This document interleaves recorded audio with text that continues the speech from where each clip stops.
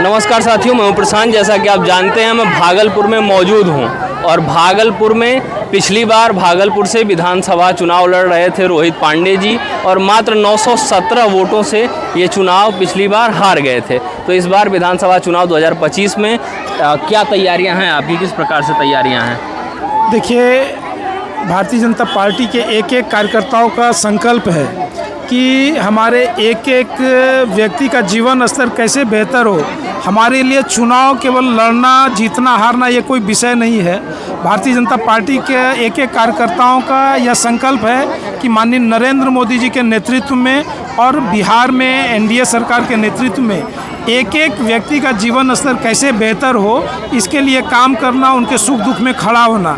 और हम लोग चुनाव हारने के बावजूद हम सभी लोग निरंतर कैसे इनके समस्या के समाधान हम बन सकें, इसके लिए हम लोग प्रयास करते आए हैं। और निश्चित रूप से 20 के चुनाव में भारतीय जनता पार्टी कुछ वोट से यहाँ पीछे रह गई है, लेकिन इस बार 25 के चुनाव में भारतीय जनता पार्टी का चाहे वो कोई भी प्रत्याशी हो, यहाँ पर बेहतर अंतराल से कैसे जीतेंगे, यहाँ के मतदाताओं ने ये संकल्प लिया है।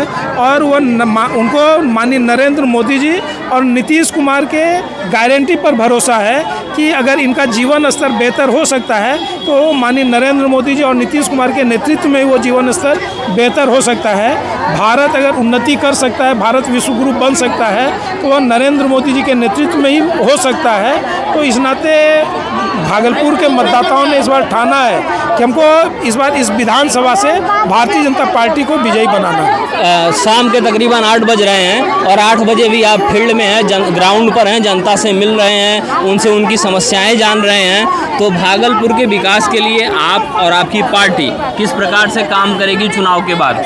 क्या विजन है आपका भागलपुर को लेके? देखिए, भारतीय जनता पार्टी के एक एक कार्यकर्ताओं के मन में भागलपुर के विकास का रोड मैप स्पष्ट है और यहाँ का जो कैसे इनके बेहतर शिक्षा मिल सके, बेहतर चिकित्सा मिल सके, बेहतर शुद्ध पेय जल मिल सके, जो सड़क और नाली की जो समस्या है उसका समाधान कैसे हो सके, और इतना ही नहीं, जो हमारे युवा साथी हैं उनको रोजगार कैसे उपलब्ध हो सके, इसके लिए एक रोड मैप बिहार सरकार और केंद्र सरकार भी तैयार कर रही है।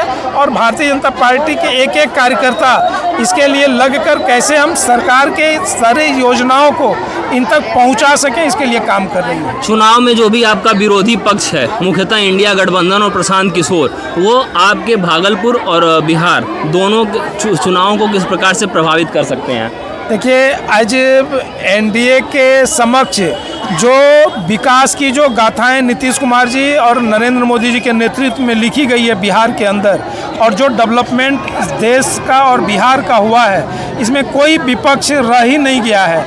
लोग इन सब विषयों को समझते हैं। इस नाते विपक्ष के लोग गलत प्रकार का नैरेटिव गढ़ना, गलत प्रकार के विषयों को लाने का काम कर रही है। जनता इन सब चीज़ों को समझ गई है, इसलिए इस बार एक एक वोट के लिए विपक्ष तरसेगी और पूर्ण बहुमत की सरकार एनडीए में और नरेंद्र मोदी और नीतीश कुमार के नेतृत्व में बिहार के अंदर आएगी।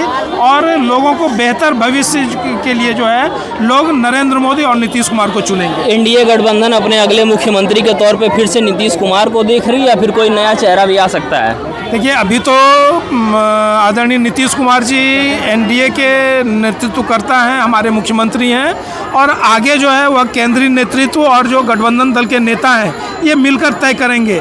लेकिन अभी हमारे मुख्यमंत्री और हमारे नेतृत्वकर्ता बिहार में एनडीए के नेतृत्वकर्ता नीतीश कुमार जी हैं।